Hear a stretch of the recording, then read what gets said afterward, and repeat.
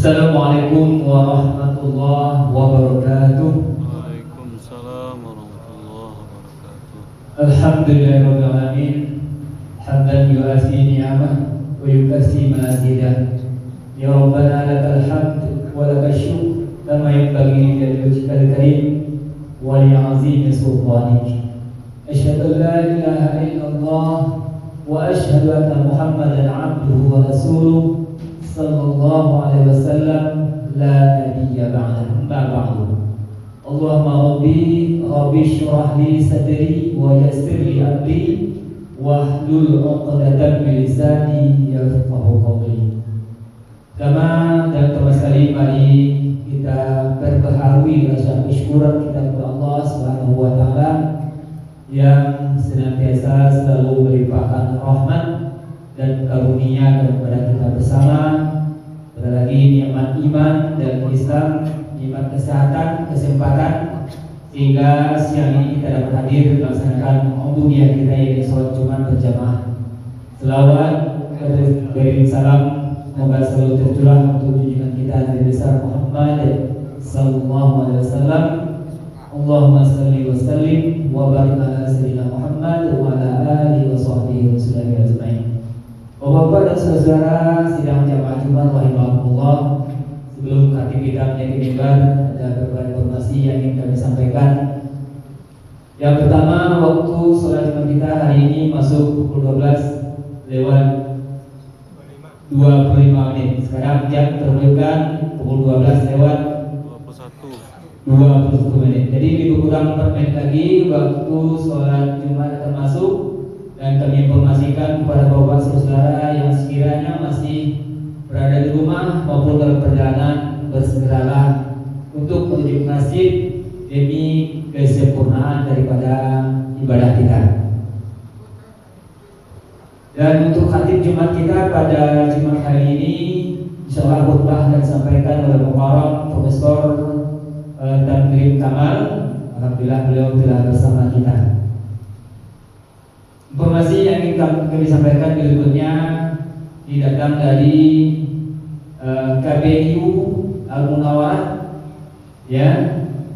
Jadi diimbau kepada calon jemaah haji untuk tahun 1444 Hijriah, tahun 2026 dan 2027 Masehi, bahwa di masjid kita telah dibuka pendaftaran untuk manasik haji. Insya Allah manasik akan dimulai pada bulan September. Jadi sekarang bulan Juli, Agustus, September. Jadi lebih kurang 3 bulan lagi, lebih kurang. Jadi sekiranya ada bapak ibu saudara yang telah keluar estimasi keberkatannya untuk menunaikan ibadah haji pada tahun 1444 ini, ya marilah bergabung dengan KBIHU Masjid Raya Al-Munawwarah. Alhamdulillah di Kecamatan Nanggalo, KBIHU itu hanya ada di Al-Munawwarah. Jadi ini satu-satunya KBIHU yang ada di Kecamatan Nanggalo. Jadi pada bapak-bapak saudara, sekiranya ada sanak famili yang telah keluar estimasi keberkatannya pada tahun ini atau tahun 1448 Hijriah ini, maka segeralah untuk mendaftarkan dirinya ke panitia KBIHU Al-Munawwarah. Insyaallah sekretariat kita berada di lantai 3 Masjid Raya Al-Munawwarah. Untuk syarat pendaftaran terlampir, yaitu mengisi formulir pendaftaran, fotokopi KTP, KK, bukti setoran awal atau nomor porsi dari bank, fotokopi SPPH dari Kemenhad Kabupaten Kota, foto berwarna putih 3 x 4 dan fakta masing-masing 2 lembar. Pendaftaran setiap peserta berhak mendapatkan buku bahan bimbingan manasik, kaos dan seragam, baju seragam, dan juga snack setiap kali diadakan pertemuan. Dan untuk narasumber dan instruktur nanti insyaallah akan datang dari Kemenhad Provinsi Sumbar, Kemenhad Kota Padang.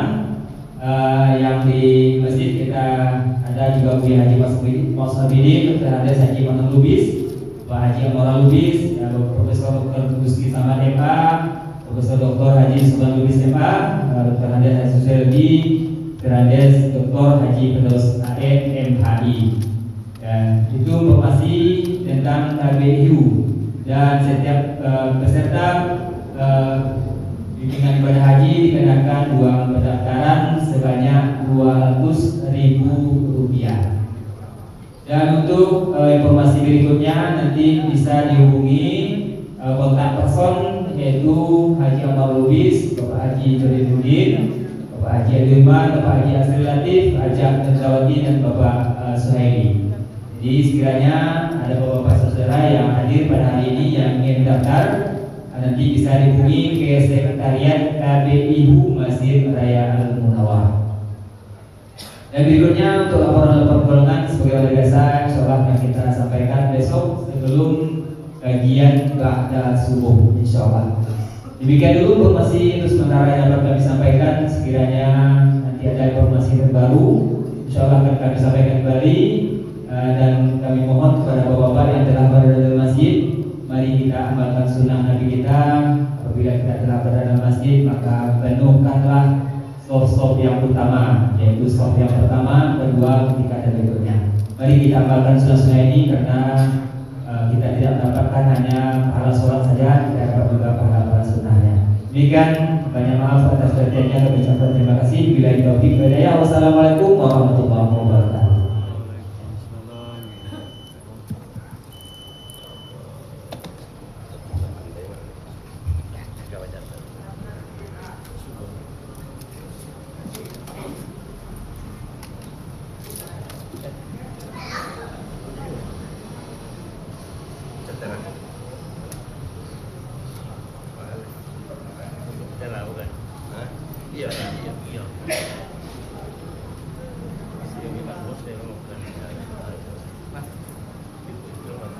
Assalamualaikum warahmatullahi wabarakatuh. Waalaikumsalam.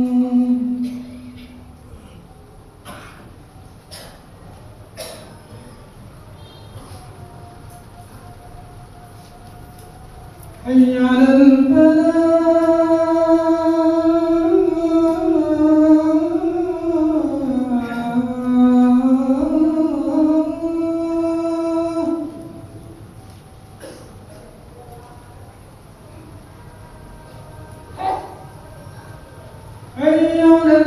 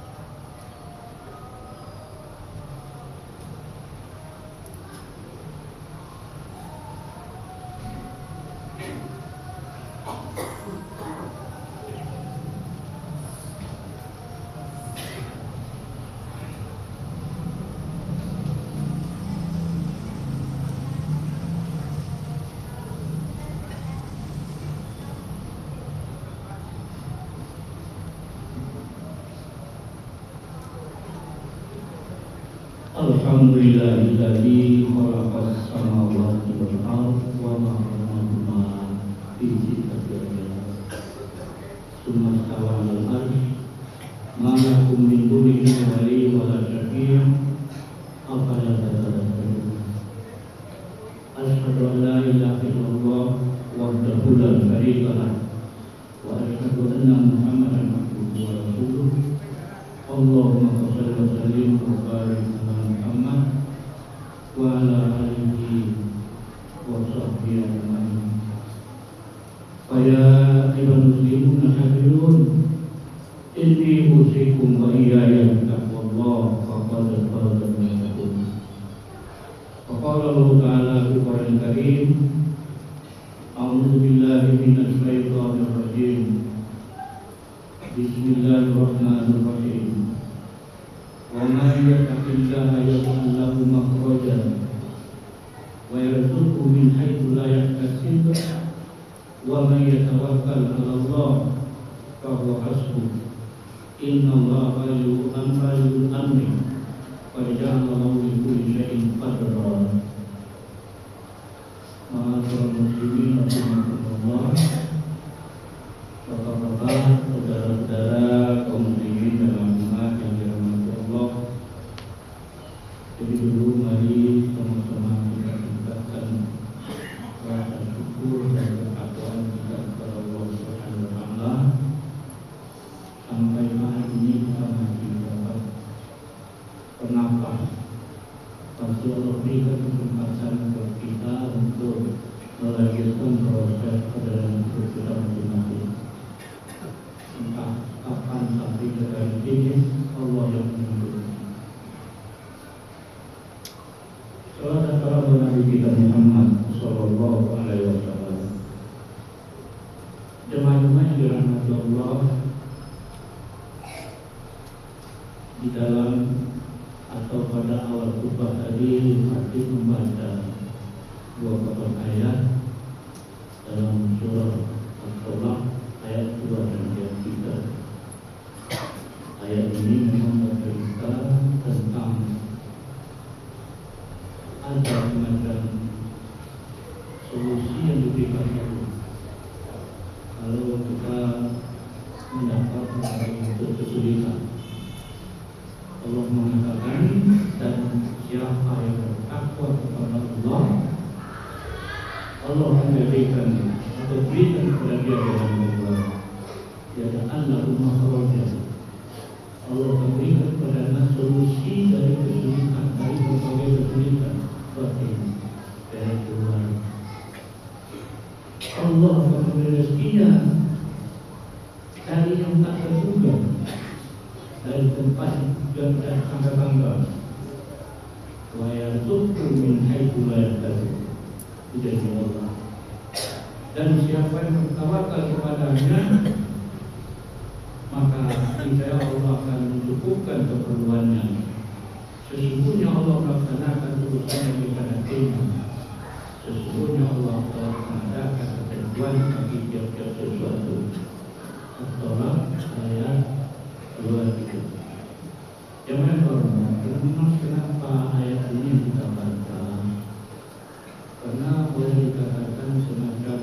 isu yang viral yang sangat heboh saat ini adalah bahwa di mana-mana orang bicara tentang kesulitan hidup itu dengan berbagai bentuk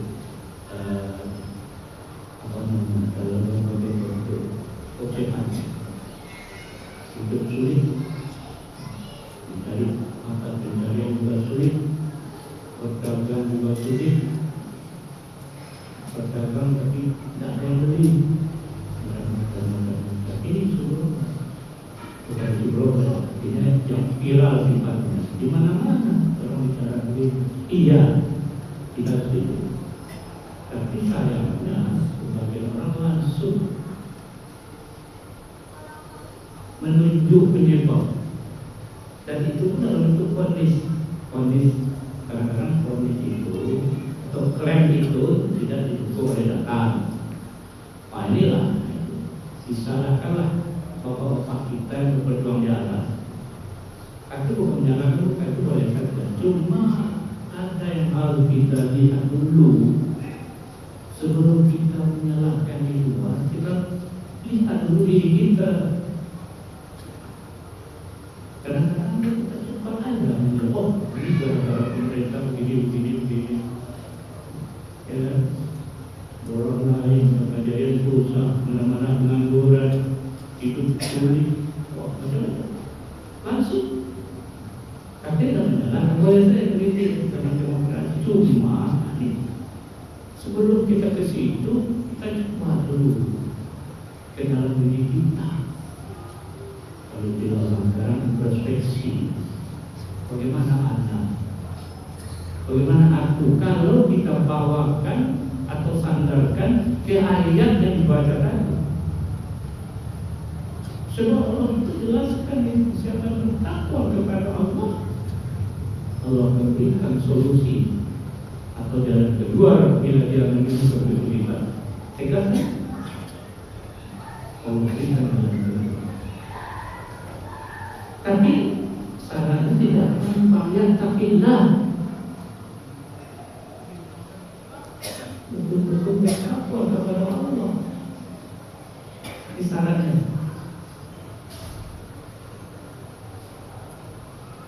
Kita mengatakan itu susah. Iya, kata itu mengatakan itu susah sekali ya. Tapi jangan dulu mengklaim disebabkan oleh harap atau ruang dulu. Kita introspeksi diri kita dulu. Sejauh mana kita? Kata-kata takwa tadi terhormat. Sebab takwa itu kan bukan kata mutlak ya dalam bahasa Arab, bukan satu pemahaman. Di dalamnya ada unsur-unsur. Dalam takwa ada unsur iman. Dalam takwa ada unsur amal saleh. Dalam takwa ada unsur doa.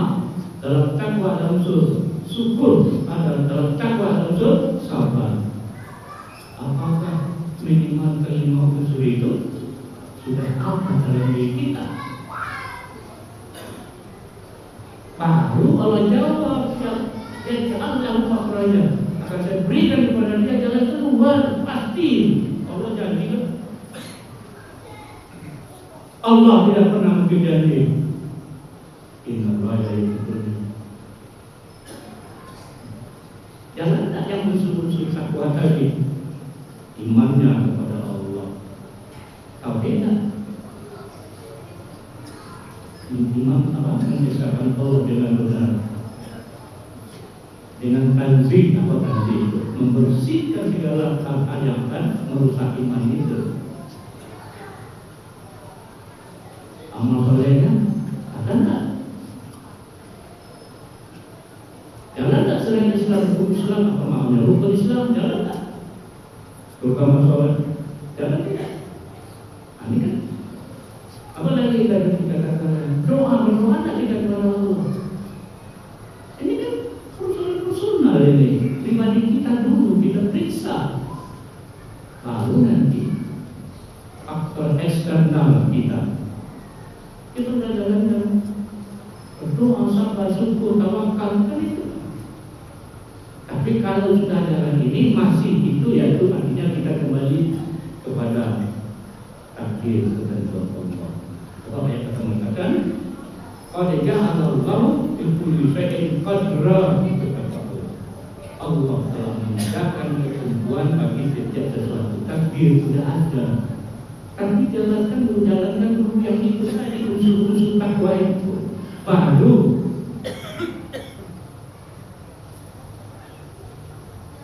Ini lanjutnya apa? Karena ada mahjumah berbeda antara perilaku keagamaan seseorang berkorelasi dengan tatanan kehidupan. Sudah saya dibantah ayat.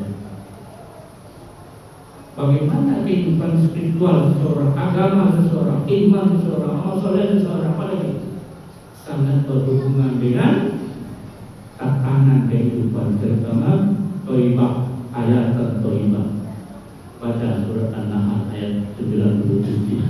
Apa kata Allah? Man amila sholihan min dzakarin aw unsa wa huwa mu'min kalau kemudian aku ayatkan Thaibah. Jadi lagi apa kata Allah? Siapa yang mengamalkan, mengerjakan amal soleh dari laki-laki dan perempuan dengan dasar iman, Allah jawab, maka Allah akan beri dia ayatkan Thaibah, hidup yang baik. Jadi tapi ada caranya. Man amila sholihan, amal soleh bagaimana? Baru ayat Thaibah itu sangat besar, banyak juga pemahamannya. Ekonomi, kesenangan, kebahagiaan, ketentraman, ayat Thaibah itu yang baik ini. Ayat Thaibah akan memberikan kepada mereka hidup yang baik, hidup yang tidak terlalu susah. Dan ya Allah, tapi dengan syarat kerjakan amal soleh sebanyak beragama dengan baik ini. Jalankan agama dengan benar. Kalau jadi hidup baik akan datang. Tapi kalau agama tidak jalan, bagaimana? Nyalakan orang, internalnya tidak selesai. Jadi nanti itu aja kita mengatakan begini, oke. Tapi harus kita aja dulu ke dalam diri kita sebagai pribadi, sebagai personal ya, insan manusia, apakah sudah jalan syariat Allah dalam diriku? Ya ayat tadi takwa dan unsur-unsur tadi jalan atau tidak? Kalau tak jalan tidak bisa juga. Kenapa? Hadis beri semacam ilustrasi ya. Semacam ilustrasi. Kalau soal ekonomi mikro-makro itu bukan saya. Ya, ekonomi rumah tangga ya memang itu kan itu disebabkan oleh apa? Di antaranya pendapatan tidak cukup memenuhi kebutuhan. Apa itu kebutuhan pokok? Ada pangan, ada papan, ada sandang. Kan itu kebutuhan pokok. Nah, itu tidak dicukupi, itu masalah. Nah, itu. Solusinya apa? Catat semua pengeluaran antara yang dibutuhkan dengan yang keinginannya jadi. Kalau menurut saya itu kadang-kadang yang membeli sesuatu kan bukan tentu dasar keinginan. Setelah dibeli tidak ada gunanya. Hati-hati.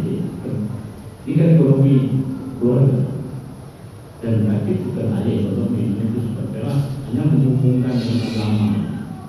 Ini ada ilustrasi seseorang yang memohon kepada Allah untuk beri kehidupan yang baik, ayat Thaibah tadi sama dengan seseorang yang berada di depan ATM, mesin ATM.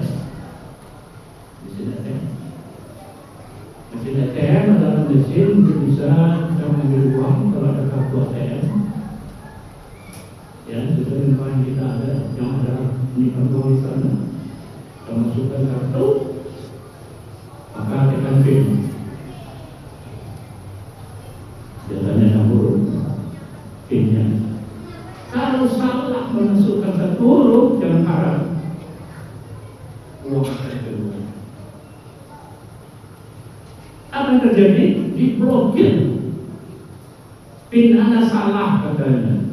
Hubungi kantor KPK. Oh Pak, itu kalau kita mengambil uang di ATM, ditolak. tinggal satu huruf atau salah 6 huruf biasanya. Tapi apa yang terjadi lupa udah ditolak, dimasukkan lagi, salah lagi, bahaya lagi, tidak bisa lagi, disuruh hubungi kantor terdekat untuk minta blokir. Begitu juga kita memohon kepada Allah hidup yang baik. Kalau kata kita takwa kepada Allah. Apa unsur-unsurnya? Unsur-unsurnya adalah ada iman, ada amal soleh, ada doa, ada syukur, ada sabar, ada tawakal. Ada huruf juga. Sama dengan tauhid. Contoh ilustrasi.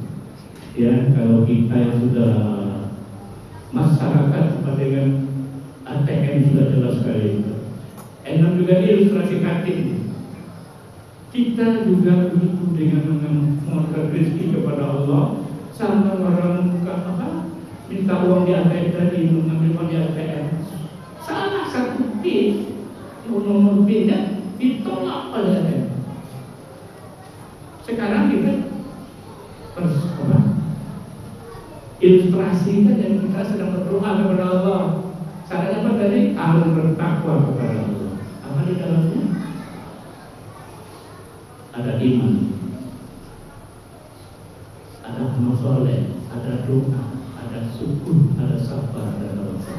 Ada yang namanya kita doa, ya Allah, Tuhan, beri aku kehidupan yang berlimpah, ya Allah, rezeki yang banyak, saya sedang berutang, ya Allah. Boleh. Tapi kita sedang lihat kata Allah, masukkan nomor PIN Anda. Maaf nih, sekadar contoh ya. Kita masukkanlah apa? I, huruf I, iman. Masukkan huruf A, amal soleh. Sudah 2. Masukkan huruf doa, sudah 3. Masukkan huruf syukur, sudah 4. Masukkan huruf S, sabar, sudah 5. Masukkan tawakal, sudah 6. Betul? Pinnya betul.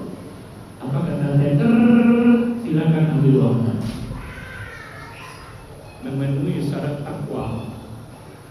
Nah ini kita coba apa namanya yang mengilustrasikan ya. Supaya paham cepat maksud saya. Coba kalau nanti kita buka ATM tadi, sudah kita masukkan kartu, apa kata ATM? Silakan masukkan nomor PIN Anda. Kita masukkan I, iman, betul. A, amal soleh, betul. Lupa D, berdoa. S ada, S itu ada, tawakal ada, tapi lupa D, doa ada, apa kata ATM? Ini ada salah.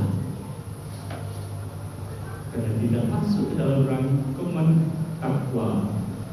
Salah D-nya. Tak mungkin. Atau apa lagi itu amal soleh yang kosong sama sekali. Doa kepada Allah. Bagaimana orang kafir Ustaz? Orang kafir ada muamalnya juga. Ya ada itu sudah jelas. Hidupnya itu dunia, akhirnya kan habisnya. Kita kan tidak. Jangan sama dengan itu. Kita orang beriman. Nah, satu saja tinggal PIN itu. Apalagi kalau yang I pertama salah, wah. Iman tidak ada dimasukkan ke dalam. Ada itu unsur pokok dari takwa. Tidak mungkin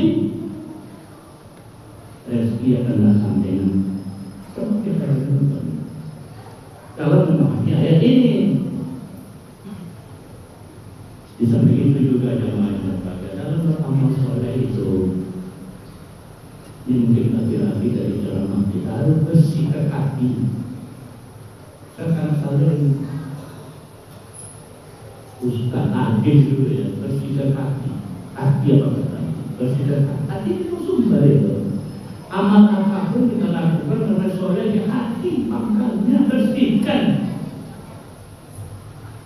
Itu kebenaran hasil. Jadi menyampaikan al-khutbah, kalau kita beramal kepada Allah, selesai amal harus dikunci saja. Harus di-set. Nah, ini bahasa hukum saya. Harus disimpan. Setelah kita sholat, serahkan ke Allah. Simpan, jangan bilang-bilang lagi, serahkan ke Allah. Setelah kita berkorban 10 ekor, simpan, serahkan ke Allah. Ikhlas, jangan bilang-bilang lagi, ria darinya. Disimpan sehingga amal tadi tidak terkontaminasi. Disimpan dalam sebuah pel di ruang komputer di kapal. Nanti pel dibuka kapan? Di hari akhirat. Kita sudah punya pel, dibuka oleh Allah, keluar semua amal itu yang pernah itu. Kalau tidak disimpan yang baik, dimakan oleh rayap di tengah jalan. Dibuka pel, virus semua, habis semua. Kenapa? Ria, dengki, hati rusak. Alhamdulillah, hati rusak. Hati itu sumber itu. Hati itu sumber amal ibadah. Itu sebabnya jemaah orang tasawuf mengatakan bersihkanlah hati. Apa kata ulama besar Sufyan bin Uyainah ya, yang lahir di Kufah. Kita kira itu apa katanya? Siapa yang membersihkan hati dan jiwanya, Allah akan memperbaiki lahirnya. Terjemahkan itu. Siapa yang memperbaiki batinnya, Allah akan memperbaiki lahirnya. Apa lahirnya? Hidupnya. Allah sudah, dia mengatakan tadi ulama besar itu, yang ahli fikih. Hadis juga di Masjidil Haram. Dia seorang ulama fasih. Dia bilang begitu. Siapa membersihkan hatinya, batinnya, Allah akan membersihkan lahir. Apa lahir? Lahir kita bersih. Tidak terlalu susah katanya hidup ini. Walaupun hidup terbatas rasa tapi itu senang. Itu dia.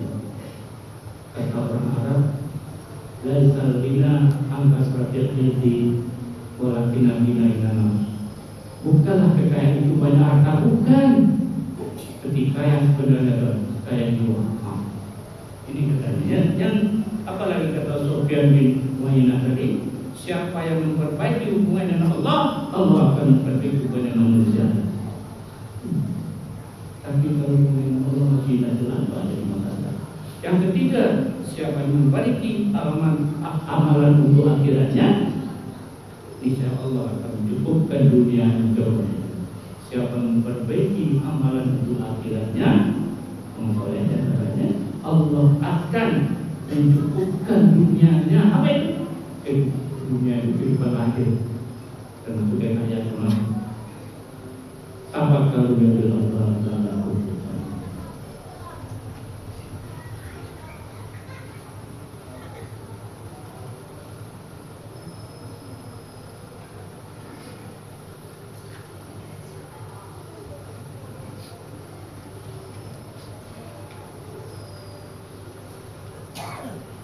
Alhamdulillahilladzi hadana li hadza wa ma kunna linahtadiya laula an hadana Allah. Asyhadu an la ilaha illallah wahdahu la syarika lah wa asyhadu anna Muhammadan abduhu wa rasuluh. Allahumma shalli wa sallim wa barik ala Muhammad wa ala alihi wa sahbihi ajmain. Ya ayyuhal muslimuna hadirun, inni usikum wa iyaya bittaqwa. Waqad qala al-muttaqun kama qala Rasulullah sallallahu alaihi wasallam. A'udzu billahi minasy syaithanir rajim. Bismillahirrahmanirrahim. Ya ayyuhallazina amanu taqullaha haqqa tuqatih wa la tamutunna illa wa antum muslimun. Innallaha wa malaikatahu yusalluna 'alan nabi sallallahu alaihi wa sallam taslima. Allahumma shalli ala Muhammad wa ala Muhammad kama shallaita ala Ibrahim wa ala Ibrahim wa barik ala Muhammad wa ala Muhammad kama barakta ala Ibrahim wa ala Ibrahim fil alamin innaka Hamidum Majid. Allahumma salli ala Muhammad wa ala mu'minina wa mu'minat al-ahya'i wal amwat wa ya rabbal alamin. Allahumma ighfir lana dhunubana wa li walidayna warhamhuma kama rabbayana shaghira. Rabbana zalamna anfusana wa illam taghfir lana wa tarhamna lanakunanna minal khasirin. Rabbana la tuzigh qulubana ba'da idh هديتنا وهب لنا من لدنك رحمة إنك أنت الوهاب ربنا آتنا في الدنيا حسنة وفي الآخرة حسنة وقنا عذاب النار عباد الله إن الله يحب الإحسان وإيتاء القربى وينهى عن الفحشاء والمنكر يعظكم لعلكم تذكرون ولذكر الله أكبر.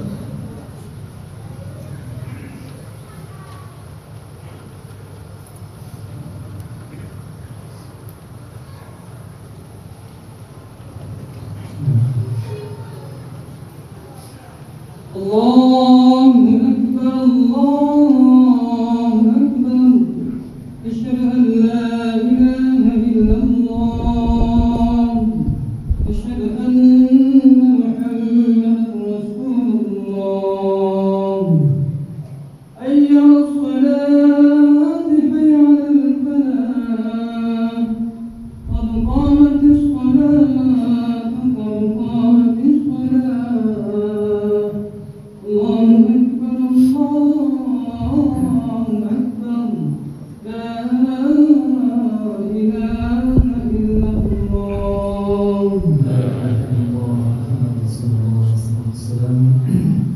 استووا استقيموا واعتدلوا